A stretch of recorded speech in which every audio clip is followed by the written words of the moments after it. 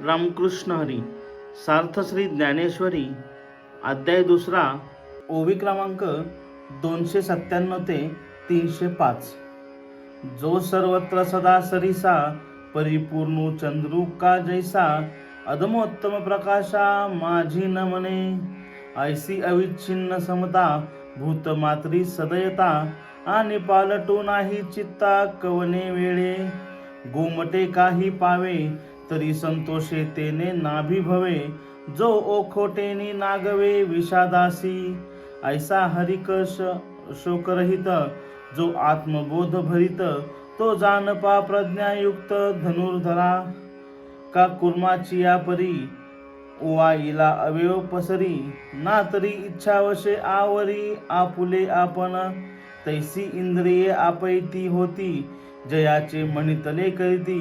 तयाची प्रज्ञा जाण स्थिती पातली असे. अर्जुना आणि कही एक सांगेन ऐके कवतिक. जे विषयांते साधक तेजिती नियमे. श्रोत्रादी इंद्रिये आवरिती परी रसने नियमू न करीती. ते सहस्रधा कवळी जती विषयीही.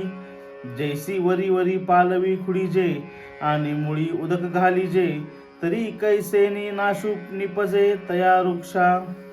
अर्थ: पौर्णिमेचा चंद्र ज्याप्रमाणे उत्तम अथवा वाईट लोकांना सारखाच प्रकाश देत असतो, त्याप्रमाणे जो सर्वांवर समबुद्धीने प्रेमाचा वर्षाव करीत असतो, अशी ज्याची सर्व भूतमात्रांविषयी अखंड समता आणि दयाळू भाव असतो आणि कोणत्याही वेळी त्याच्या शुद्ध चित्तात बदल होत नाही. उत्तम गोष्टी प्राप्त झाल्या तरी संतोषाने ज्याला अहंकार होत नाही आणि वाईट गोष्ट प्राप्त झाली तरी जो दुःखी कष्टी होत नाही, तसेच जो हर्ष शोक रहित असून ज्याच्या हृदयात आत्मबोध परिपूर्ण भरलेला असतो, तोच स्थितप्रज्ञ असतो, असे अर्जुना तू जाण. ज्याप्रमाणे कासव सुखामध्ये असताना आपले अवयव पसरते किंवा आपल्या इच्छेप्रमाणे आपले अवयव आपणच आवरून घेते, त्याप्रमाणे ज्याची इंद्रिये स्वतःच्या ताब्यात असतात आणि जो जे म्हणेल त्याप्रमाणेच वागतात, त्याची बुद्धी स्थिर झाली आहे असे समजावे. अर्जुना, आणखी एक कौतुकाची गोष्ट तुला सांगतो.